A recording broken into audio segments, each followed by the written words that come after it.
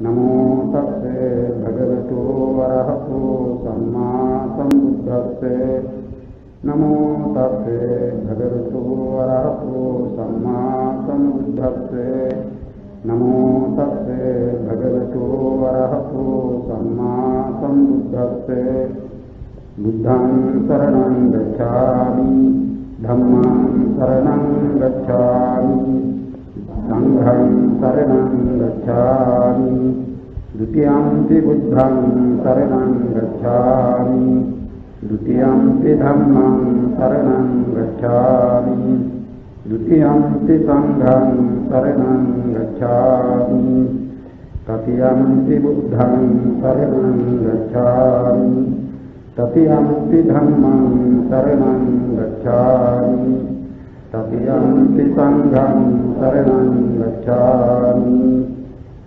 पानातिपाता वेरमणि सिक्खापदं समादयामि अभिन्नादाना वेरमणि सिक्खापदं समादयामि कामेषु मिथ्याचारा वेरमणि सिक्खापदं समादयामि मुसावादा वेरमणि सिक्खापदं समादयामि पिशुना वाचा वेरमणि सिक्खापदं समादयामि हरुषा वाचा वेरमणि सिक्खापदं समादयामि संसप्पलापा वेरमणि सिक्खापदं समादयामि मिथ्याजीवा वेरमणि सिक्खापदं समादयामि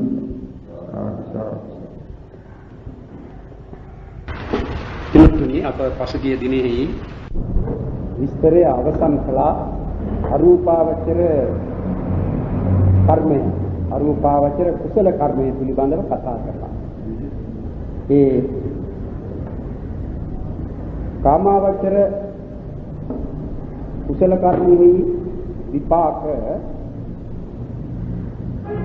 ප්‍රවෘත්ති කාලෙහිදී අසදෘශ්‍ය කියන්නේ අසමාන විපාකත් ලැබෙනවා. මොකද ඒ කාමාවචර කුසල කර්මයක් කොට අපි නිදර්ශනයට ගත්තොත් ඒ සෝමනස්ස සහගත ඥාන සම්ප්‍රයුක්ත අසංකාරික කුසල් සිතේ කියන ඒ කුසලය මරණාසන්න අවස්ථාවේදී විපාක දීමට එළඹ සිටියෝ. ඒක විහෙතුක උත්කෘෂ්ඨ කුසල කර්මයක් වී විපාක සිත වශයෙන් සෝමනස්ස සහගත ඥාන සම්ප්‍රයුක්ත විපාක සිත අසංකාරික විපාක සිත ප්‍රතිසන්ධි කෘත්‍යයෙන් ලැබෙනවා. අපි එම එක ලැබුණයි.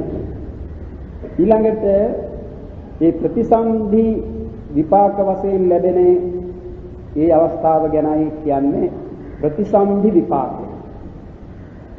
ඊළඟට මේ ප්‍රතිසන්ධිය දුන්නාට පසු නැවත නැවතත් ඒ සිත භවාංග වශයෙන් උපදින. ඒ භවාංග වශයෙන් උපදින කොටත් ඒ විපාකෙහි කාල වශයෙන් කියන්නට තිබෙන්නේ ඒක ප්‍රවෘත්ති විපාකයක්. ප්‍රවෘත්ති කාලෙහිදී ප්‍රතිසන්දිය දුන්නාට පස්සේ ජීවත්ව සිටින කාලය තුලදී ලැබෙන විපාකයක් හැටියටයි ඒ අවස්ථාව ගත යුතු වන්නේ භවාංග. අනතුරුව ඒ ජාතිය ඒ භවය පිළිබඳ අන්තිම සිත වශයෙන් උපදිනවා චුතිසිත හැටියට. එවිට ඒ විපාකය ගැන කියනවා නම් සෝමනස්ස සහගත ඥාන සම්ප්‍රයුක්ත අසංකාරික කුසල් සිත කර්මයෙහි එයින් ලබා දුන්න විපාකයක් ඊට සමාන වූම විපාකයක්.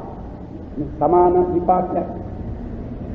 එහෙම ඒ සමාන විපාක ප්‍රතිසන්ධි භවාංග චුති වශයෙන් ලැබෙන අතර තව ප්‍රවෘත්ති කාලයේදී අසමාන විපාකත් ලැබෙනවා. ඒ කියන්නේ ඒ ප්‍රවෘත්ති විපාක වශයෙන් ලැබෙන චක්කු විඥාන, සෝත විඥාන, ධාන විඥාන, ජීවහා විඥාන, කාය විඥාන කියන මේවා අර ඒ කුසල් සිත හා සමාන වූම විපාක වශයෙන් නෙවෙයි. ඒ වෙනස් විදිහේ විපාක. චක්කු විඥානයේ වශයෙන් ඒ ආදි වශයෙන් ලැබෙන විපාක. එහෙම කාමාවචර කුසල කර්මයෙන් ඒ අසදෘශ්‍ය විපාකත් උපදවනවා. ඒ සමාන විපාක පමණක් නෙවෙයි. එහෙම නෙවෙයි රූපාවචර අරූපාවචර කුසල කර්මයන්ගේ විපාක. ඒවායින් උපදවන විපාක සමාන විපාකයක්. රූපාවචර කුසල කර්මයේ කොට ඒ කුසල කර්මය විපාක දෙන අවස්ථාවේදී උපදවන විපාකය ඒ කුසලයට අනුරූප වූම විපාක, සමාන වූම විපාක. ප්‍රථම ධ්‍යාන කුසල් සිත නම් කර්මය වූයේ විපාකයේද ප්‍රථම ධ්‍යාන විපාක සිත.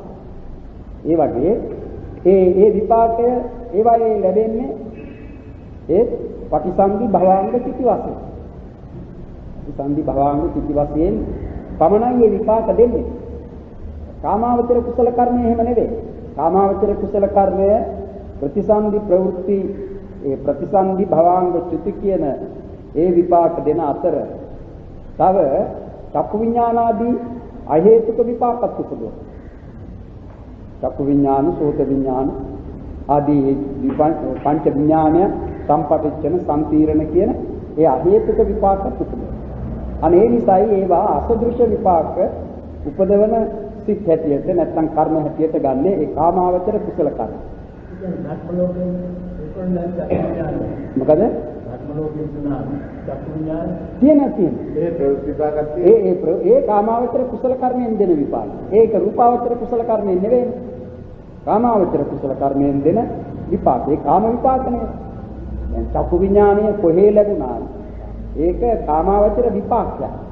ඒ කාමාවචර විපාකයේ උපදවන්නේ කාමාවචර කුසලයකින් හෝ අකුසලයකින්. දැන් බ්‍රහ්මයින්ට කුසල විපාක පමණක් නෙවෙයි චක්කු විඥාන හැටියට ලැබෙන්නේ. අකුසල විපාකත් නෑ. ඒ අකුසල විපාක ලැබෙන්නේ බ්‍රහ්ම ලෝකෙහි නෑ. අනිෂ්ඨ රූපාරම්මන. ඒ අනිෂ්ඨ රූපාරම්මන එහි නැති වුණා. බ්‍රහ්මයෝ මෙහෙටත් වෙනවා මෙහෙත් බලනවා.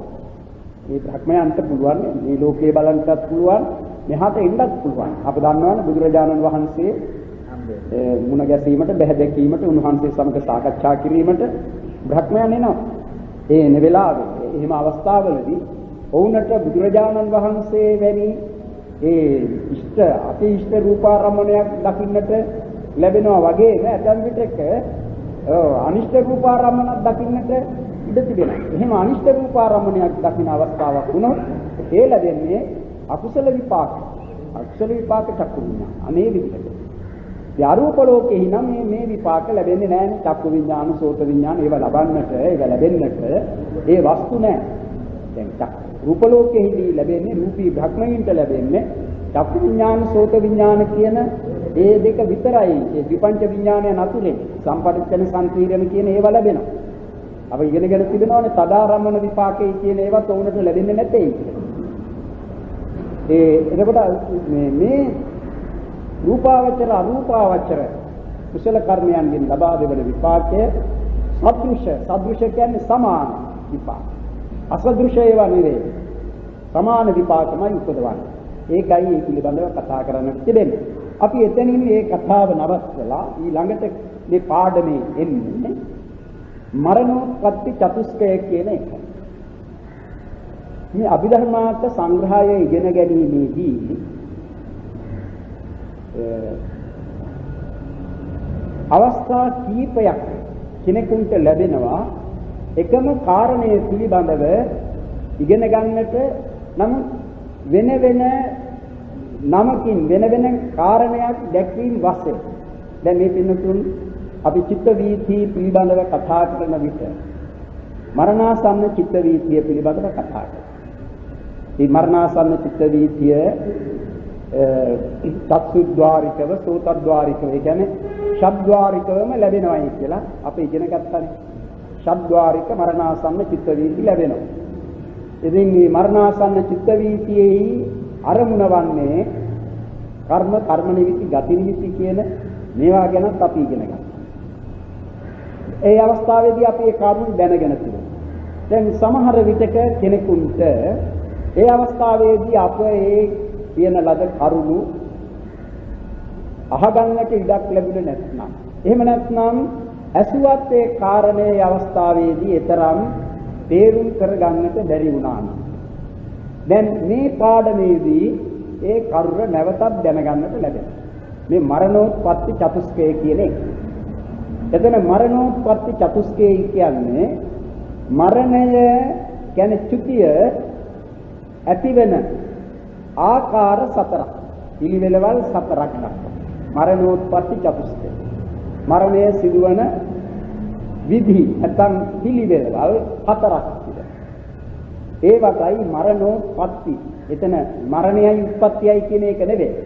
මරණෝත්පත්ති කියන්නේ මරණය ඇතිවන විධි හතරක් පෙන්වනවා. ආයුක්ඛය මරණය, පුඤ්ඤක්ඛය මරණය නැත්නම් කම්මක්ඛය මරණය. ඒ කියන්නේ කම්මක්ඛය මරණය, උපච්ඡේදක මරණය, එනේ උභයක්ඛය මරණය, උපච්ඡේදක මරණය. ආයුක්ඛය මරණය කියන්නේ යම් කිසි භවයක දැන් ආයු කියන වචනය ධර්මයක් වශයෙන් පරමාර්ථ ධර්මයක් හැටියට දක්වනවා නම් ආයු කියන්නේ ජීවිතේන්ද්‍රය. මේ ආයු උස්මාච විඥානං යදා කායං ජහන්ති මං අපවිද්ධෝ තදාසේති නිරත්තංග කලින්ගරං යන ගාථාවෙන් දැක්වෙන ආයුෂ ආයු උස්ම විඥාන කියලා වචන තුනක් තිබෙනවා. එතන ආයු කීවේ ජීවිතේන්ද්‍රිය රූපයට. ඒක තමයි ආයු කියන එකෙන් දක්වන්නේ. ජීවිතේන්ද්‍රිය රූපය. ඒක කර්මජ රූපයක්. හට ගන්නට පටන් ගන්නත් පටන් නිරන්තරයෙන්ම මරණය සිදුවන තෙක්ම ඇති වෙනවා. මරණයට චිත්තක්ෂණ 17ක් තිබියදී තමයි අන්තිමට උපදින්නේ. ඊට පස්සේ ඒ ආයු කියා දැක්වෙන ජීවිතේන්ද්‍රිය රූපය ඉපදීම නවතිනවා.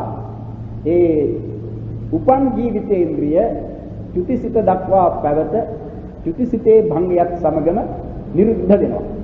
එහෙමයි ඒ ආයු පිළිබඳව දස යුතු කර්ම. මේ ජීවිතේන්ද්‍රිය රූපය ඒක කර්මයෙන් හට ගන්නයි. උස්ම කියන වචනයෙන් දැක්ුවේ කර්මජ තේජෝ ධාතුව. කර්මයෙන් ඇතිවන තේජෝ ධාතුව. يعني කර්මයෙන් උපදවන ධාතු හතරක් තියෙනවානේ. පඨවි ධාතු උපදවනවා කර්ම. පඨවි ධාතු, ආපෝ ධාතු, තේජෝ ධාතු, වායෝ ධාතු.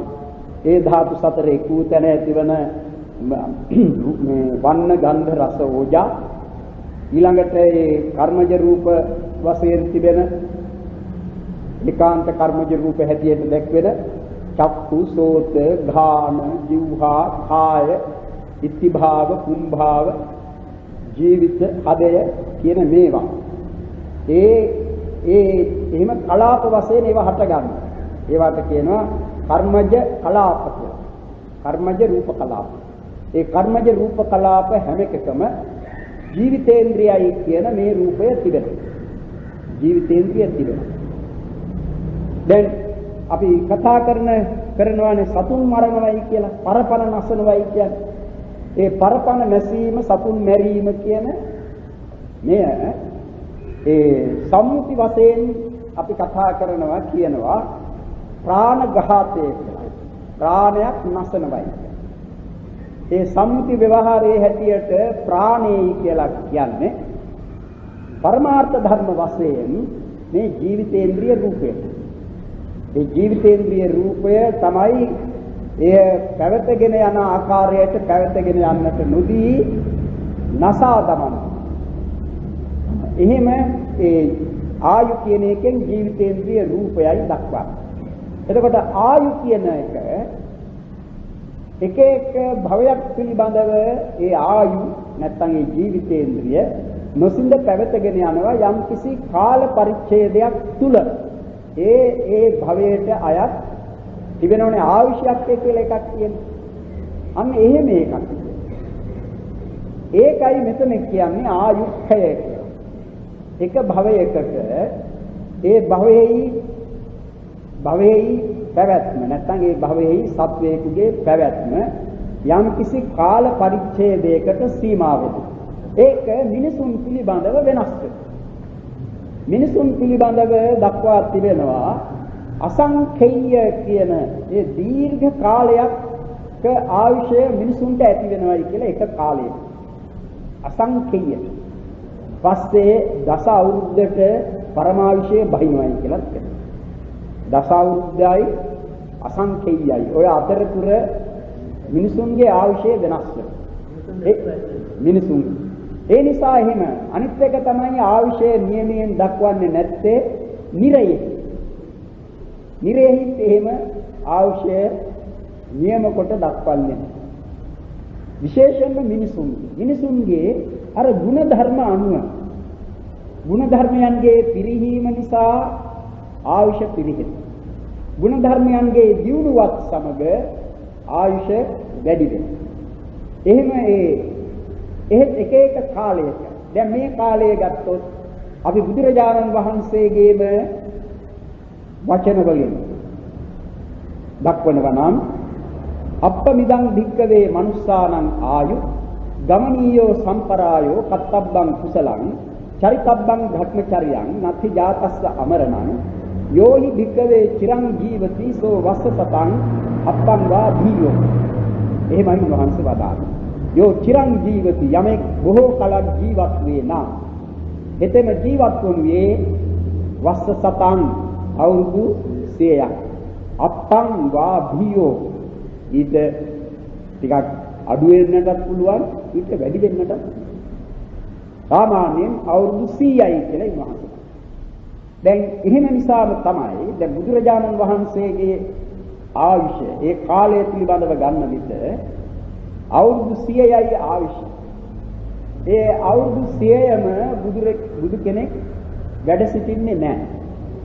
ඒ නිසා දක්වනවා ඒ පරමාංශය පහට බෙදලා එයින් 4 කොටසකුයි උන්වහන්සේලා වැඩ සිටින්නේ.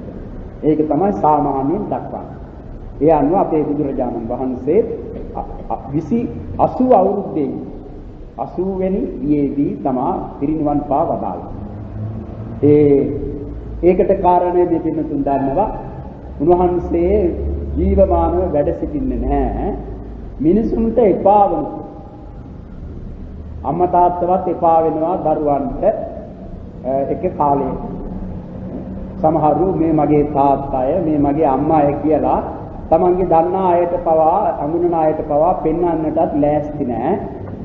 එක වයසකදී එහෙම බොහෝ දෙනෙක් ඉන්නවා.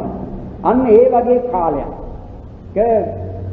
පැමිණෙන්නට බුදුවරු සිටින්නේ නැහැ. හේතුව මිනිසුන් බොහොම පව් කරගන්නේ. කවුරු හරි කීවොත් අපේ බුදුරජාණන් වහන්සේ මේ විදිහයි කියලා. එහෙම යමෙක් කීවොත් කොයිතරම් අර කුජුතරාවට සිදු වුණු දේ දන්නවනේ.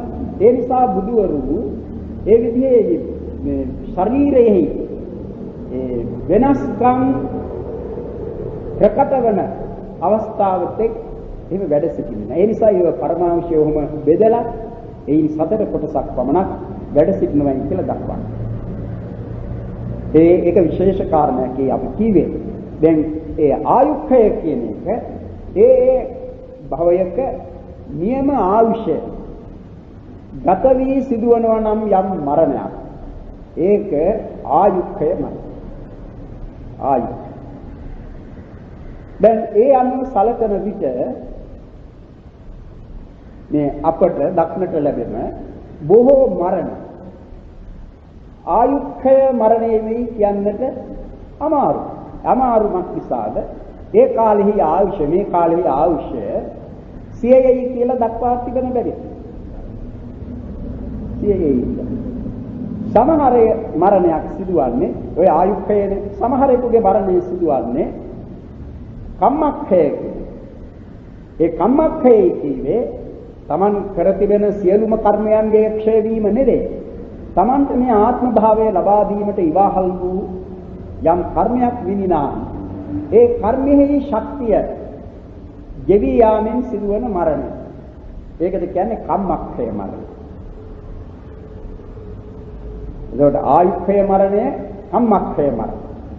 ආයුක්ඛය මරණයට උපමා හැටියට දක්වා තිබෙන්නේ නිදර්ශනයේ හැටියට දක්වලා තිබෙන්නේ පහන් වැටිය ගෙවි යාමෙන් සිදුවන මරණය ආයුක්ඛය මරණය වැටි. පහනේ තෙල් ඉවර වීමෙන් පහන නිවි යාම වන්නේ යම්සේද අන්න ඒ වගේය කම්මක්ඛය මරණය. ඊළඟට උභයක්ඛය මරණය කිව්වේ ඒ ආයුෂයත් කර්මයක් කියන මේ දෙකම එකවර ගෙවි යාමෙන් අවසන් වීමෙන් සිදුවන්නා වූ මරණය. ඒකට කියනවා උභයක්. උපච්ඡේදක මරණය කියන්නේ ඒ දෙකම තිබියදී හරියට පහන් වැටියත් ඒ පහන දැල්වීමටගත් දෙලුත් කියන මේ දෙකම තිබියදී තුලං පහරකින් හෝ ඒ විදිහේ යම් උපද්‍රවයකින් පහන නිවි යන්නාක් සමහර විටක ඔය මේ කුරුමියයන් වගේ සතුන් නේමත් වැදුනම පහන දිවෙනවා. ඒ පහන් දැල්ලට වැටුනම පහන නිවි යනවා. ඒ විදිහේ යම් කිසි උපද්‍රවයකින් වෙනත් බාහිර උපද්‍රවයකින් පහන නිවි යන්නේ යම්සේද එලෙස මේ කර්මයක් ආයුෂයත් කියන මේ දෙකම තිබියදී සිදුවන මරණය. ඒකට බොහෝ සෙයින්ම හේතු වන්නේ උපච්ඡේදක කර්ම. ඒ අතීත කර්ම. යම් අතීත කර්මේ. ඉතින් ඒවා මිනිසුන් දැන් සමහරෙක් සිදු කරගන්න මරණ පේනවනේ. සමහරු ආත්මෝපක්‍රමයෙන් මැරෙනවා. තමාම මැරෙනවා. නේ? බෙල්ලේ වැලලා ගන්නවා, වහබොනවා, ගඟේ මූදේ පනිනවා, දුම්රියට දෙල්ල තියනවා. ඔය ආදී දේවල් කරන්නේ. ඉතින් සමහර ඕන්ගේ ආශයක් තිබෙනවා, කර්මයක් තිබෙනවා. ඒක නෙමෙයි බාහිර වෙනත් කාරණයකින්. මොකක්ද ඒ කාරණය? බොහෝ සෙයින් අතීතෙහි කරපු යම්කිසි අපරාධයක් බරපතල කර්මයක්. එයයි ප්‍රධාන වශයෙන් හිතුවා. ඉතින් ඒකට සම්බන්ධය නැtei කියන්නට අමාරුයි.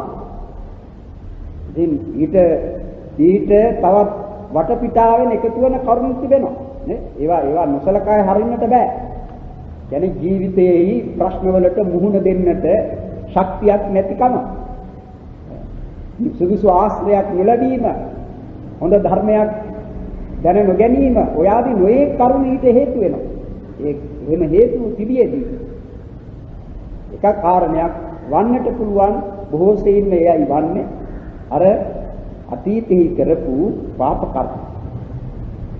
දැන් මේකටම සම්බන්ධනේ කර්ම පිළිබඳ කතාවේදී කෙනෙක් අඩු ආයුෂයෙන් මිය යන්නේ අතීතෙහි කරන ලද ප්‍රාණඝාත අකුසල කර්ම නිසායි කියන්නේ. ඉතින් එහෙම ඒවා අප කාටවත් නැtei කියන්නට බෑ. අප දන්නේ නැහැ අපේ අතීත තත්ත්වය මොන විදිහේ ජීවිත අපි අතීතෙහි ගත කර තිබෙනවද කියලා. එබඳු එකක්, එබඳු කර්ම තිබුණත් සමහර විටක එවන්නක් ඉදිරිපත් නොවුණු නිසා කෙනෙක් දිගුකල් ජීවත් වන්නට පුළුවන්. නමුත් එහෙම අතීත කර්මයක් ඉදිරිපත් වුණොත් කෙනෙකුගේ ජීවිතය බොහොම කෙටි කාලයකදී නැති වෙන්නට තිබුණා. ඒකනේ දැන් ප්‍රාණඝාතයේ පිළිබඳව උගන්වන තැනදී පානාතිපාතස්ස විපාක, කානාතිපාතෙහි විපාකයේ හැටියට දක්වන්නේ නිරය සංවත්තනිකෝ හෝති, තිරච්ඡානයෝනි සංවත්තනිකෝ හෝති, පෙත්ති විසේ සංවත්තනිකෝ හෝති, යෝ සබ්බ ලහුසෝ පානාතිපාතස්ස විපාකෝ අප්පායුක සංවත්තනිකෝ හෝති.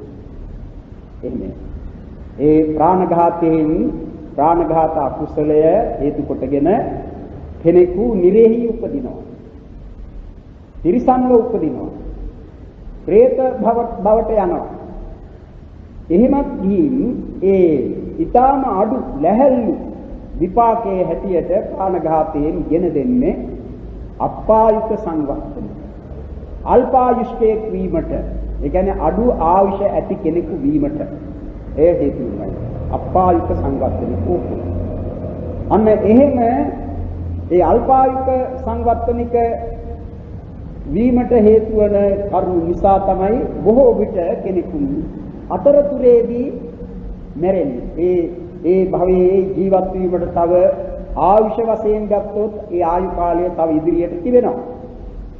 තමා මේ භවයේ ඉපදීමට හේතු භූත වූ යම් පිනක් විනිනම් ඒ පිනේ ශක්තියද තව ඉදිරියට තිබෙනවා. එහෙම තිබියදී ආගන්තුකව එළඹුණු අර අතීත කර්ම හේතුවෙන් කෙනෙක් මිය යනවා. මරණයටපත් වෙනවා. අන්න එහෙම එකක් තමයි උපච්ඡේදක මරණය කියලා කියන්නේ.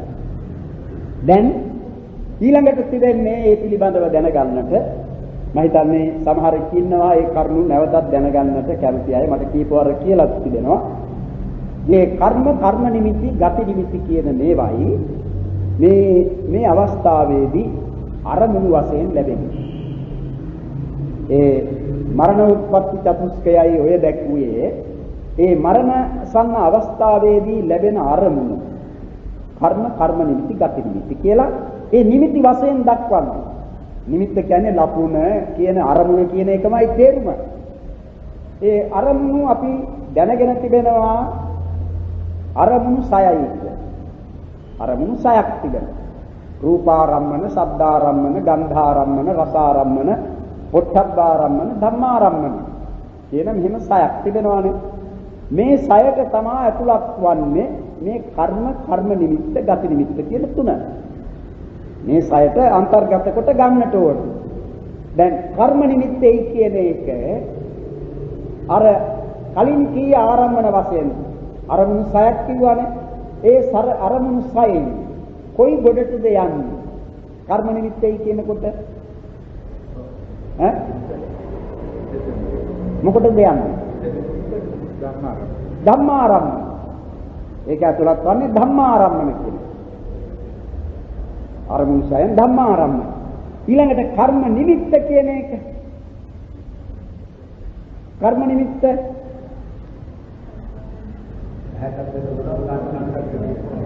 වෙන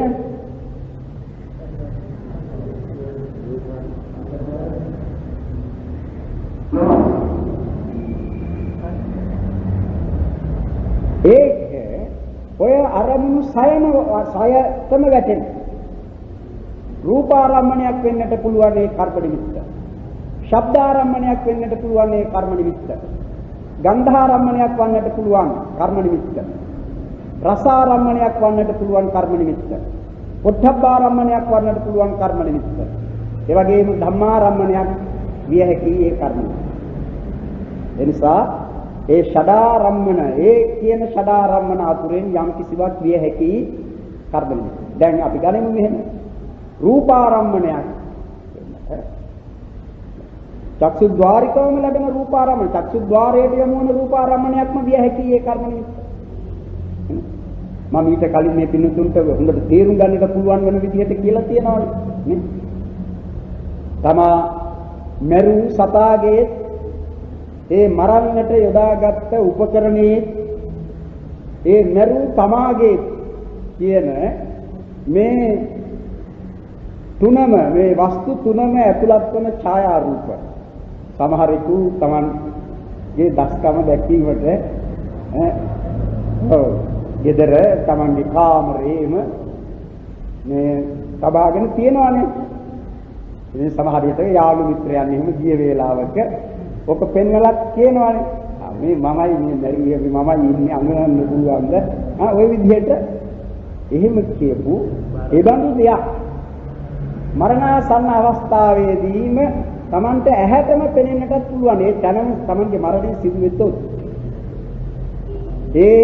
එයම කර්ම නිමිත්ත හැටියට එළඹෙන්නට පුළුවන්. ඉතින් ඒ කර්ම නිමිත්ත වෙන්නේ එක්කෝ අර සතා එහෙම නැත්නම් අර ආයු කර්ම නිමිත්ත. එහෙම නැත්නම්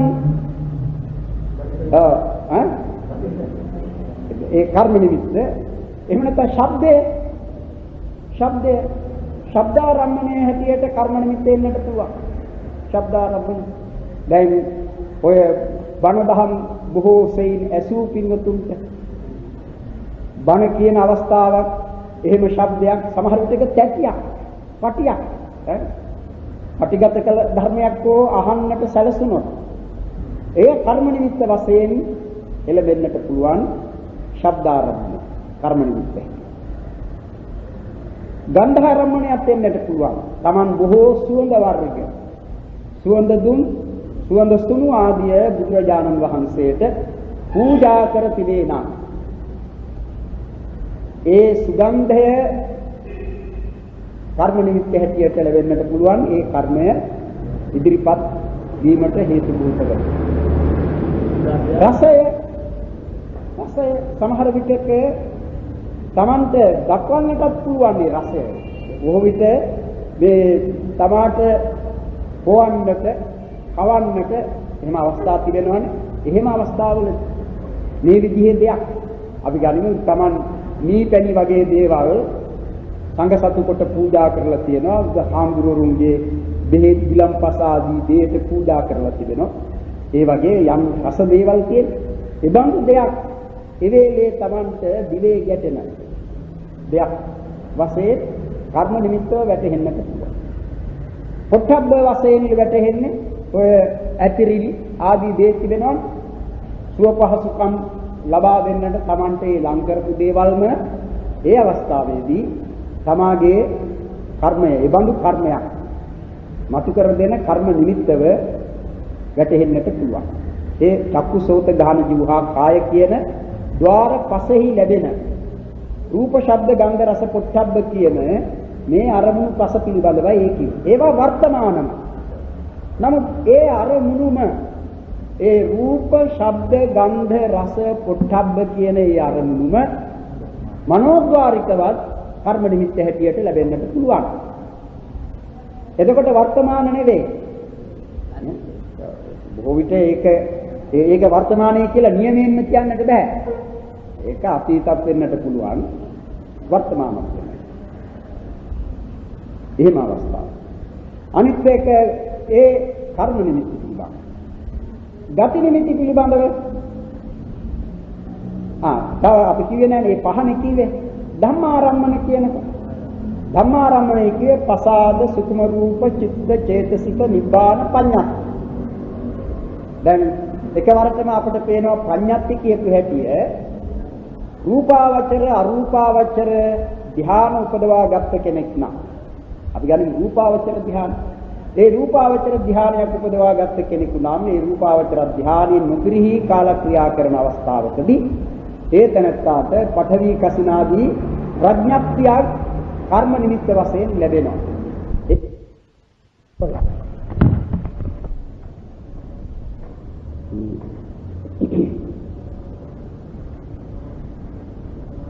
එහෙම අවස්ථාවලදී ධම්මාරම්මණයක් හැටියටයි මේ ප්‍රඥප්තිය ලැබෙන්නේ. ප්‍රඥප්තිය ධම්මාරම්මණය.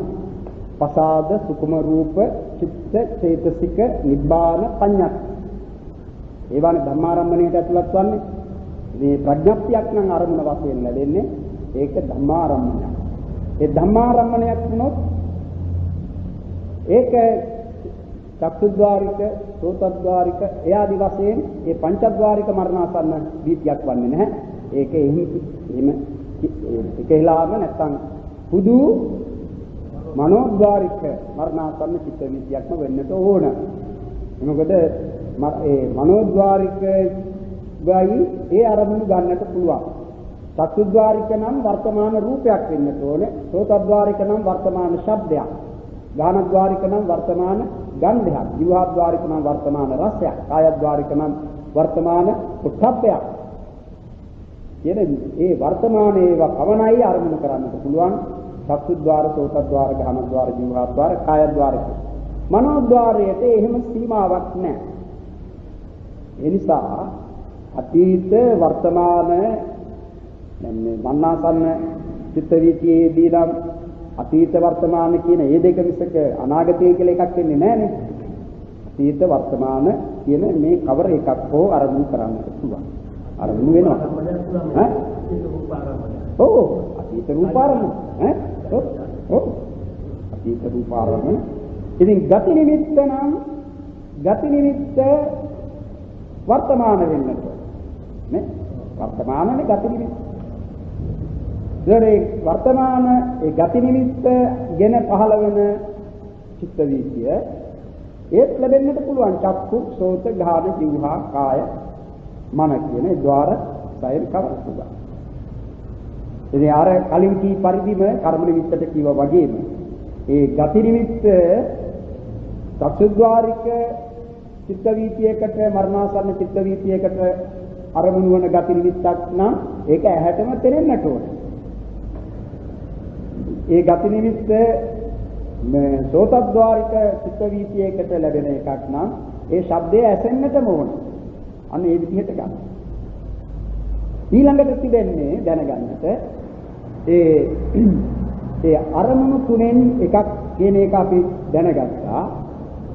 ඒ තමා මේ භවයේ හෝ කලින් භවයකදී හෝ කරන ලද යම් කිසි කුසල අකුසල කර්මයක් තමයි කර්ම නාමයෙන් දක්වන්නේ. ඒ කර්මයේ සිදු කිරීමේදී උපයෝගී කරගත් ඒ කර්මයේ සිදු කිරීමට යොදාගත් ඒ කර්මයට සම්බන්ධ වූ උපකරණයක් හෝ සත්වයක් හෝ භාණ්ඩයක් හෝ ඒ විදිහේ දෙයක් වස්තුවක් හෝ ඒ කවරක් හෝ පුළුවන් කර්ම නිමිත්ත හැටියට ලැබෙන්නට ගති නිමිත්තේ කියන්නේම ගති කියලා පංච ගති තිබෙනවා.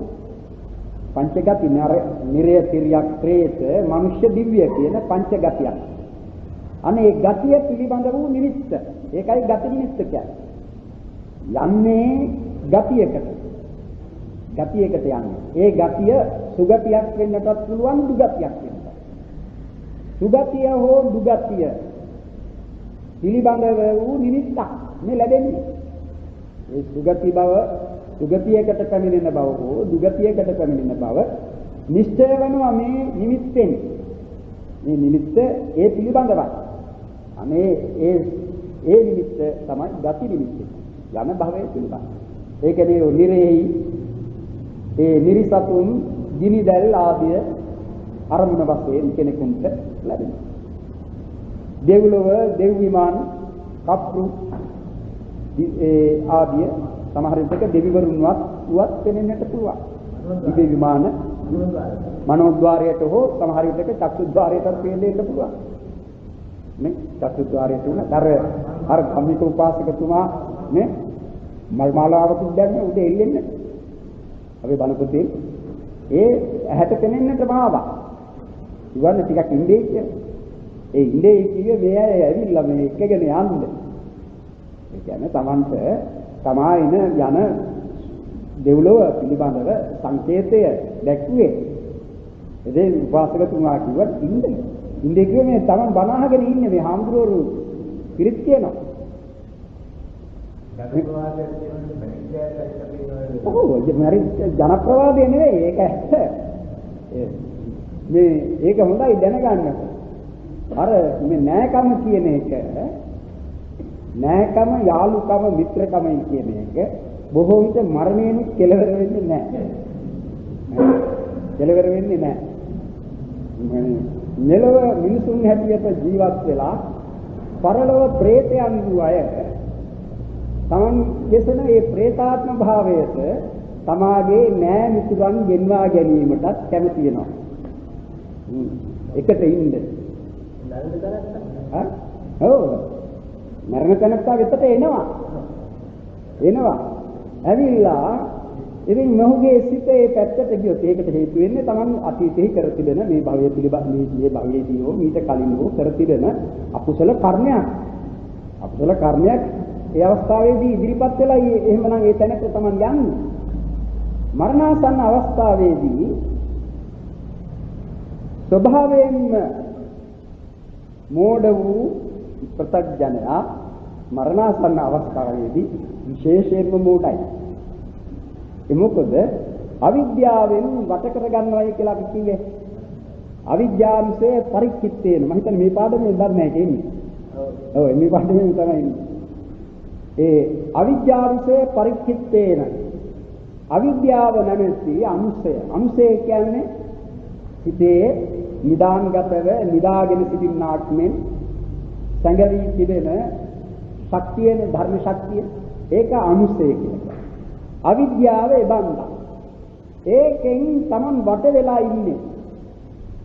ඕනනම් අපිට මේ නුවණ කියන්නේ පෙනෙන දෙයක් නේ. නුවණ කියන්නේ හරියට ඇහෙන් අපට යමක් පෙනෙනවා වගේ. යම් කිසිවක ඇති සැටිය පෙන්වා දෙන ධර්මය තමයි නුවණ කියන්නේ. ප්‍රඥාවයි කියන්නේ. මෙන්න මේක වහන එක තමයි අවිද්‍යාවෙන් කරන්නේ. ඒ වසා දැමීම. ඒක කඩතුරාවක්. ඒ ඉන්සාන මෝහාන්ධකාරය කියන්නේ. දැන් අපි දන්නවනේ අන්ධකාරය කියනකොට දැන් මෙතන හොඳට පහනක් දැල් වෙන නිසා අපිට පේනවා. ඇස් තිබෙන නිසා අපිට පේනවා මේ ආලෝකයේ උපකාරය මේ අවස්ථාවෙන් තිබෙන බැරි. එකවරටම මෙතන අන්ධකාර වුණා. ඇස් දෙක තිබුණා. පෙනෙන්නේ නැහැ. බලවත්ම අන්ධකාරයක් නම් කොහොමදවත් පෙනෙන්නේ නැහැ. ඇස් දෙකේ වරදක් නෙමෙයි. නමුත් ඇස් දෙක තිබෙන කෙනෙකුට පෙනීමයි කියන ඒ චක්කු විඥානය ලැබීමට ආලෝකයේ උපකාරය ඕන. ඒක අපි තේරුම් ගන්නවා ඒ අනුව අන්ධකාරය පෙනීමට බාධා කරන එකක් නේ. පෙනීම දැකීම කියන එක වළක්වන එකක් අන්ධකාරය. අන්න ඒ වගේ තමයි මෝහයක්. ඒ නිසායි මෝහාන්ධකාරය කියන්නේ. මෝහාන්ධකාරයෙන් වැසුනම නුවණ වැහිලා. නුවණින්ට පේන්නේ නැහැ. නුවණ උපදින්නේ නැහැ. අන්න එහෙම මෝහාන්ධකාරයෙන් වසාලන අවස්ථාවක් එනවා මරණාසන්න අවස්ථාව. අවිද්‍යාවසේ පරික්ෂිප්තේන කියන්නේ ඒක. භවය කියන එකේ තිබෙන ආදීනවේ වහන.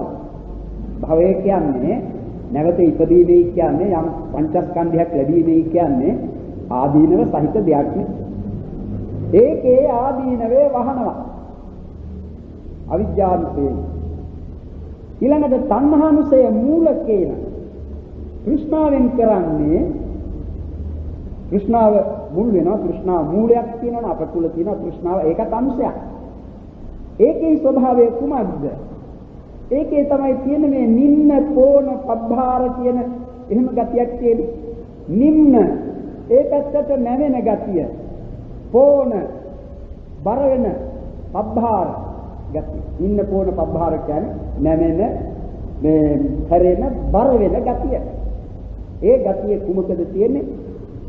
තණ්හාව, තෘෂ්ණාව. දැන් බලන්න අපිට තෘෂ්ණාව ඇති වුණා මොකද්ද කියන තත්වය කියලා. යමක් පිළිබඳව තණ්හාවක් ඇති වුණාම ඒ තණ්හාවට අරමුණු වන දෙයට නැමී පැවැත්මක් සිටේ තියෙන්නේ. සිටේ තියෙන්නේ. සමහර විට ඒ තෘෂ්ණාවේ තිබෙන නැමී පවත්නා හැම හේතු කොටගෙනම ඒ නැමෙන්නේ යම් දෙයකට නම් යම් අරමුණකට නම් ඒ අරමුණෙහි ස්වභාවයෙන්ම පවත්නා ආදීනව පවා මේ පුද්ගලයාට පේන්නේ නැහැ. පේන්නේ නැහැ. ඒක කොහොම වෙන්නේ?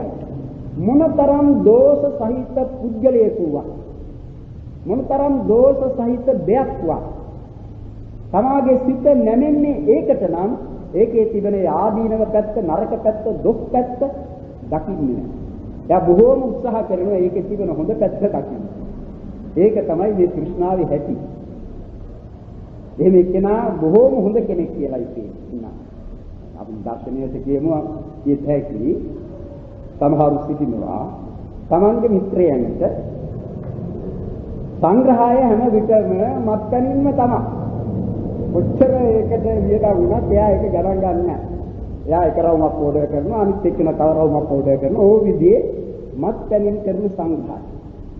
ඒ සංග්‍රහ ලබන අයත් ඉතින් ඕනෝනේ කෙනෙක්ගෙනාගෙන ලබනවානේ. ඒ අය ඒකේ කෙනා පිළිබඳව කියන්නේ මොනවද?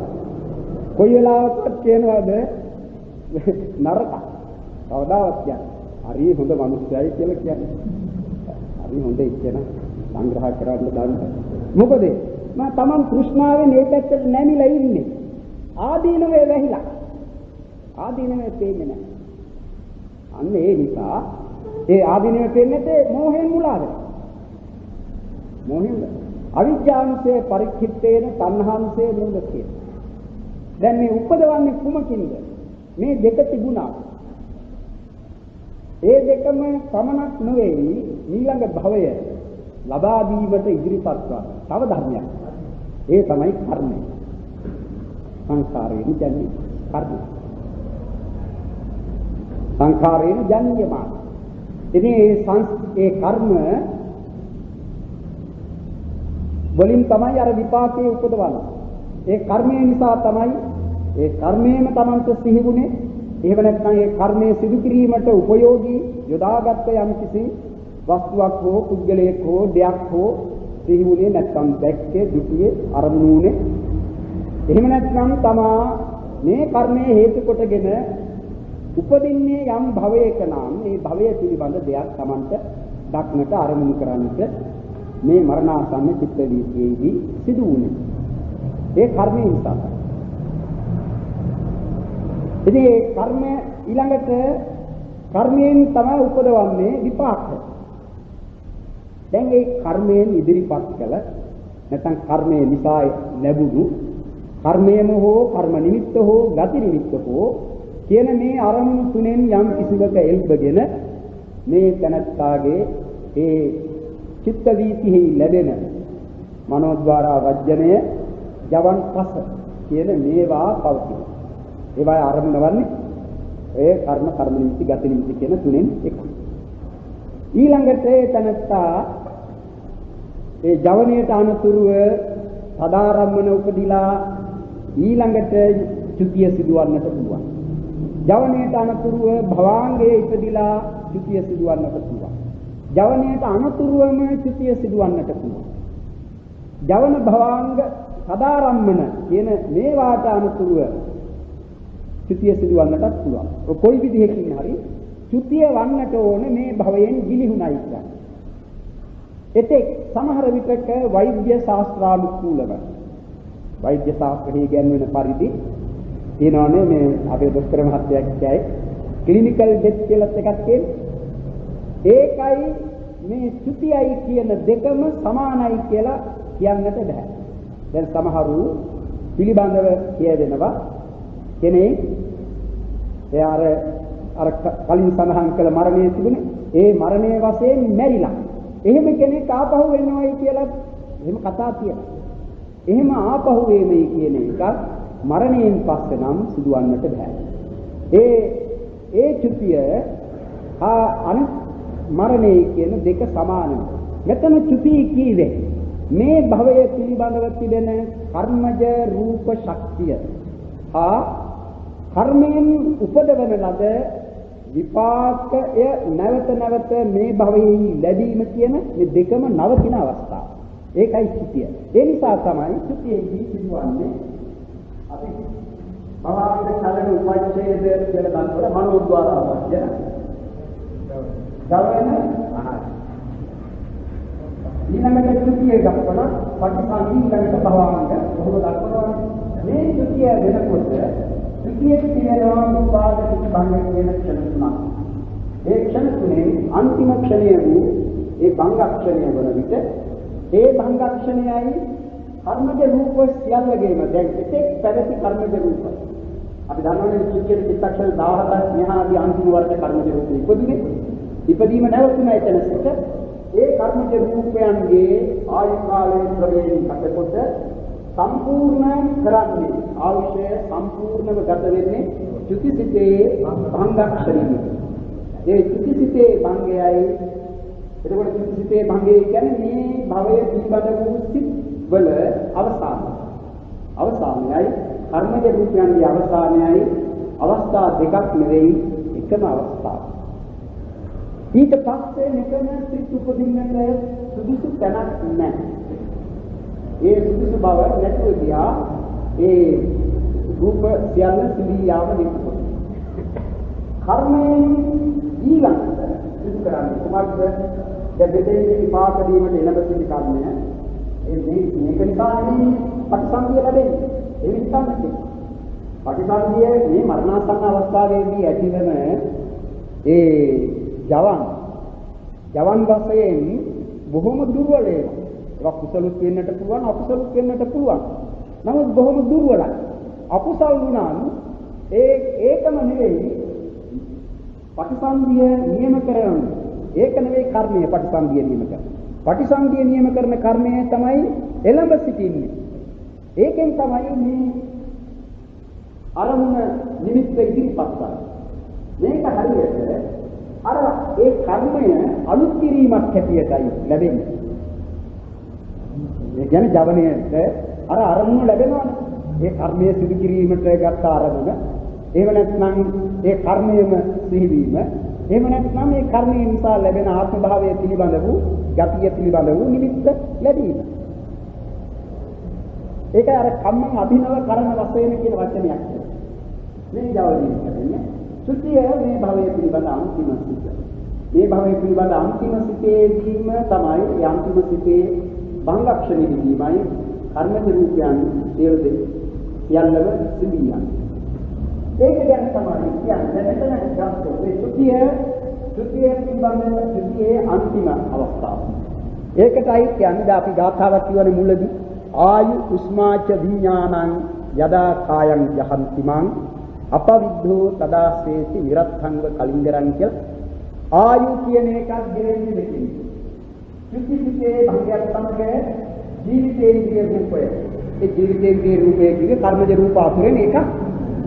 එතකොට හැම කර්මජ රූපයකම ජීවිතේන්ද්‍රියක් තියෙනවා. ඒ ජීවිතේන්ද්‍රිය රූප සියල්ලම සිඳිල යන ජීවිතේන්ද්‍රිය. එතකොට ජීවිතේන්ද්‍රිය සිඳිනකොට ඒ කර්මජ රූපත් සිඳිනවා. ඒවැට වීමක් නැහැ කර්මජ රූප. උෂ්ණයි කියන්නේ කර්මයෙන් ඉපද වූ තේජෝ ධාතුව. දැන් මේ අපේ ශරීරයේ ඇසුරු කොට තිබෙන තේජෝ ධාතුව කර්මයෙන් පමණක් උපදවපු එකක් නෙවෙයි. කර්මයෙන් ඉපදවපු එකක් තියෙනවා. ඉර්තියෙන් උපදවන එකක් තියෙනවා. ආහාරයෙන් උපදවන තේජෝ ධාතුවක් තියෙනවා. සිතින් උපදවන තේජෝ ධාතුවක් තියෙනවා. මේ දැන් ඒක පවතිනවා දිගටම. මරණාසන්නයට පැමිණෙනකොට අනිත් වායින් උපදවන අනිත් හේතුන්ගෙන් උපදවන තේජෝ ධාතු නැවත නැවතත් උපදවනවා. කර්මයෙන් උපදව එක හැර ඍතුයෙන් ආහාරයෙන් හා සිතින් උපදවන ඒ තේජෝ ධාතුව තියෙනවා. කර්මයෙන් උපදවන තේජෝ ධාතුව ඉදීම නවතිනවා. අද කියන්නේ චිත්තක්ෂණ 17කට මෙහා. ඒතකොට චිත්තක්ෂණ 17කට මෙහාදී ඇතිවෙන සිතේ උපාදක්ෂණයේදී ඉපද වූ ඒ තේජෝ ධාතුවට චිත්තක්ෂණ 1000 සම්පූර්ණ වෙනවා සුද්ධිසිතේ භංගයක් සමග. ඒ නිසා ඒක නිරුද්ධ වෙනවා. ජීවිතේන්ද්‍රිය රූප ඉපදුනේ ඒ විදිහට. එයත් නිරුද්ධ වෙනවා. ඊළඟට සිත ඉපදගෙන ඉන්නේ චුතියේදී මේ භවයේ පිළිබඳ චුති සිත අවසන්. ඉතින් භාවනා මාර්ගයේ ප්‍රතිසංසි සමර්ථෝණයෙන් විදිහට පාලනය කරන්න බැහැ. ප්‍රතිසංදි නෑ. තවන්ට ඕන ප්‍රතිසංදිසිතක් නෙමෙයි. දැන් භාවනා කරපු කෙනෙකුට ධ්‍යාන උපදවා ගත්තොත් ධ්‍යානයෙන් නොපිරිහි කාලක්‍රියා කළොත් ඒ ධ්‍යානයෙන් නොපිරිහි කාලක්‍රියා කිරීම හේතු කොටගෙන ඒ ධ්‍යාන කුසල කර්මයේ බලයෙන් තමන්ට ප්‍රතිසන්දිය ලැබෙනවා. ඒ රූප භව අරූප භව කියන ඒ උපදවාගත් ධ්‍යානයට අනුරූප වූ විපාක. ඒ වගේ භාවනා කරපු කෙනෙක් වෙතොත්, يعني දිගටම භාවනා කරන කෙනෙක් වෙතොත්, ඒ භාවනා කරන තැනැත්තාට විශේෂයෙන්ම දක්වන ඔය ආස්වාස ප්‍රස්වාස ප්‍රඥප්තිය කියන ආනාපාන සතිය ආරම්භ කොට භාවනා කරන තැනැත්තාට ඒ භාවනාව උසස් ලෙස වැඩුවා නම් ඒ තැනැත්තාට අන්තිමටම ඒ ආස්වාස ප්‍රස්වාසය අන්තිම ආස්වාස ප්‍රස්වාසය නිරුද්ධ වන එකන් සිහියෙන් කලකා ගන්නට පුළුවන්. එහෙම දක්වලා තියෙනවා. ඉතින් භාවනාව කියන එක ඒ භාවනාවම Tamanට මරණාසන්න අවස්ථාවේදී විපාකෙල වෙනවා නම් විරායාසයෙන් මේ තැනත්තා සුගතිගාමී වෙනවා කියන එක දැන පොළ නැහැ. එහෙම තමයි. එහෙම නෙවෙයිනේ දැන් කෙනෙකු දැන් අප අතර සත්‍යයන් අතර මිනිසුන් අතර හැමදෙනාම භාවනාවක යෙදෙනා නෙවෙයි. අය කරන්නට ඕනේ ඒක තමයි. ඒ ත්‍ෘතිය පටිසම්භිය. ඒකට පටිසම්භිය කියන්නේ කර්මයේ විපාක. මොන කර්මයේද? මරණාසන්න අවස්ථාවේදී විපාක දීමට එළඹ සිටි කර්ම. ඒ කර්ම කොච්චර තියෙන්නේ? කර්ම තිබෙනවනේ මහ රාශිය නේ. කර්ම රාශිය කියන්නේ කුසල කර්ම අකුසල කර්ම. කර්මපත වශයෙන් ගත්තාම අකුසල කර්මපත 10ක් තියෙනවා, කුසල කර්මපත 10ක්. ඉතින් මේ කර්ම අතුරෙන් යම් කිසිවක් විපාක දීමට එළඹ සිටි. ඒ එළඹ සිටියාම ඒ විපාක ඒ කර්මෙහි විපාකය ප්‍රතිසන්දි වශයෙන් ලැබෙනවා. අකුසල කර්මයක විපාකය නම් දුර්ගතියෙහි. කුසල කර්මයක අහේතුක මේ ඒ කියන්නේ ද්වි හේතුකෝමක කුසලයක විපාකයක් නම් අහේතුක සුගති අහේතුක ප්‍රතිසන්දිය. එහෙම නැත්නම් ද්වි හේතුක උත්කෘෂ්ඨ ත්‍රි හේතුක ඕමක කුසල කර්මයක් නම් ඉදිරිපත් වූයේ ද්වි හේතුක ප්‍රතිසන්දිය. ත්‍රි හේතුක උත්කෘෂ්ඨ කුසල කර්මයක් නම් ත්‍රි හේතුක ප්‍රතිසන්දියක් මේ ප්‍රතිසන්දිසිත වශයෙන් ලැබෙනවා. ඒක කාමාවචර ප්‍රතිසන්දි වශයෙන් නම් මෙතන ලැබෙනවා. ඉතින් 10. ඒ 10 කවරක් ඕනේ? සම්පූර්ණ 30. රූපාවචර ප්‍රතිසන්දියක් නම් ඒකටත් ගත හැකි මේක මේ විදිහට සංස්කාර කර තිබෙන නිසා භවංගේ ධර්ම පච්ඡේද රූපාවචර විභාග 5 අරූපාවචර නම් ප්‍රතිසන්දිසිත වශයෙන් ලැබෙන්නේ ඉච්ඡරනේ. ඉතින් ඒක නැත්තා අසඤ්ඤ සත්වය යහි ඉපදීමට හේතු වන භාවනාව කර තිබෙන කෙනෙක් නම් චතුර්ථ ධ්‍යානෙ නැත්නම් පංචම ධ්‍යානය සංඥා විරාග වශයෙන් වැඩි තැනෙක් නම් මේ ත්‍ෘතියට පස් මේ ත්‍ෘතිය උප වෙනවා ත්‍ෘතිය ලැබෙනවා මනසට ඉපදෙන්නේ ඒ විදිහටම ලැබෙනවා ත්‍ෘතියක් සිදු වෙනවා නම් පටිසන්ධි වශයෙන් සිතක් උපදින්නේ නැහැ. ඔහුට පටිසන්ධි වශයෙන් ලැබෙන්නේ කුමක්ද? රූපය ලැබෙනවා. රූපය ලැබෙන හැබැයි මේ సంతాන දෙකක්. సంతాන දෙකක් කියුවේ එක પરම්පරාවක් නෙවෙයි. මේ චිත්ත પરම්පරාවයි ඒ රූප પરම්පරාව. ඒ රූප ලැබෙනවා. රූප මොනවද ලැබෙන්නේ? ජීවිත නවක රූප කලාප. ජීවිත නවක රූප කලාප පඨවි ආපෝ තේජෝ වායෝ වන්න ගන්ධ රස ඕජා ජීවිත. ශරීරය භ්‍රම ශරීරයක්.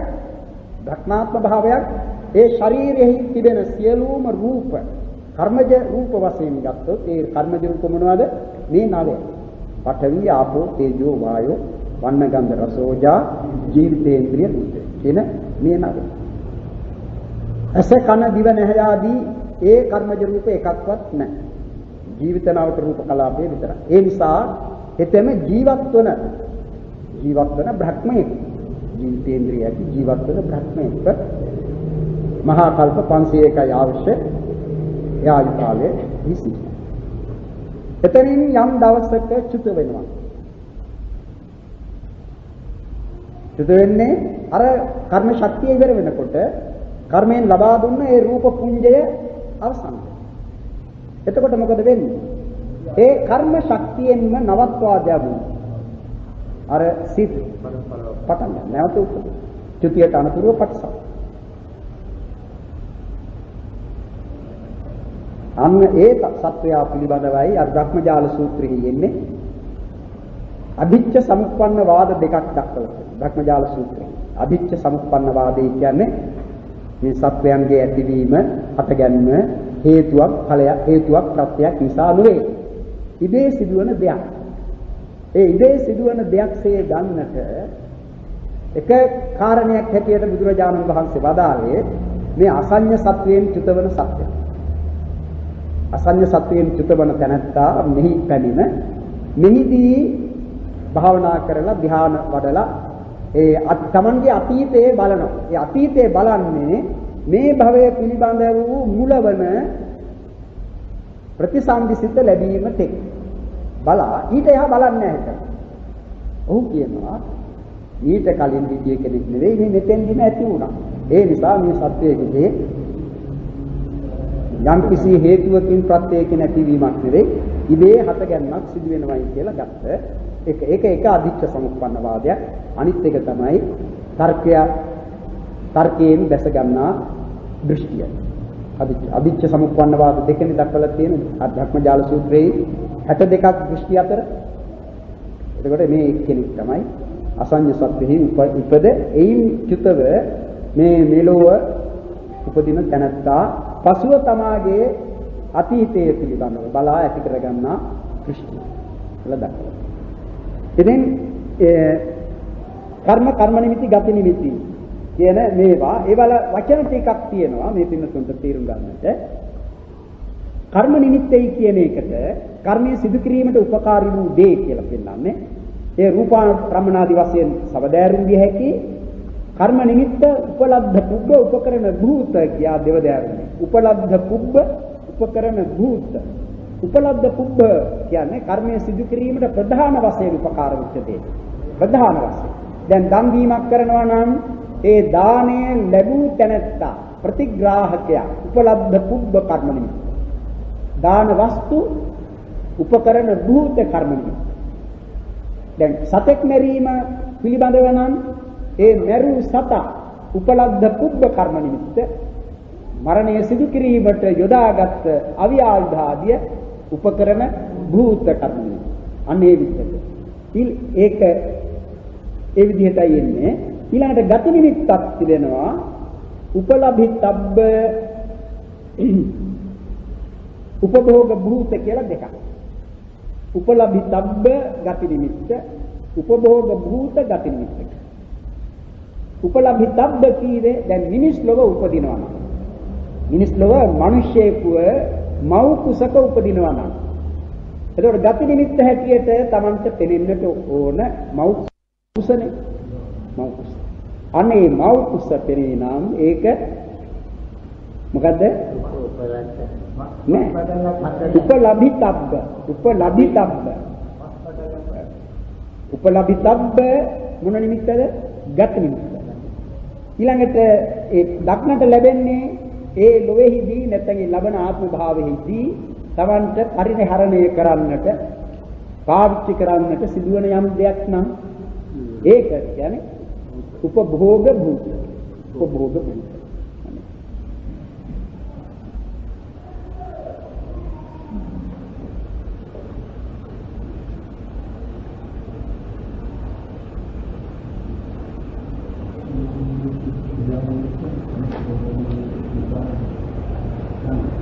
ඒකට ප්‍රතිසන්දිසිතට අරමුණු වන්නේ මොනවද එහෙමනම් මරණාසන්න චිත්ත වීතියට අරමුණ වූ ඒ කර්ම නිමිති ගති නිමිති.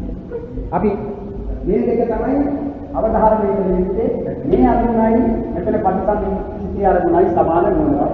සමාන වන්නේ අනුද්වාරාවජන ජවන කියන මේවයි ගත් අරමුණයි ප්‍රතිසන්දිසිතේ අරමුණ. චිත්තසිතේ අරමුණ වන්නේ මේ භවයේ මුසිතේ අරමුණ. ප්‍රතිසන්දිසිතේ අරමුණ. ඒක දන්නවනේ.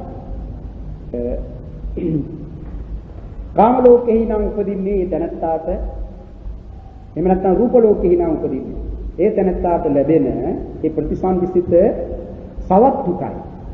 සවත්තුකයි කියන්නේ වස්තු සහිතනේ. නේ වස්තුව කියන්නේ හදේ වස්තුව ඇසුරු කොටනේ ප්‍රතිසන්දිසිත ලැබෙන්නේ. අරූප ලෝකෙහි නම් අවත්තුකයි. වස්තුවක් නැති. ඒකයි සවත්තුකං අවත්තුක මේවවා කියලා. නේ ඒ පාඨය ළඟ තියෙද පොත.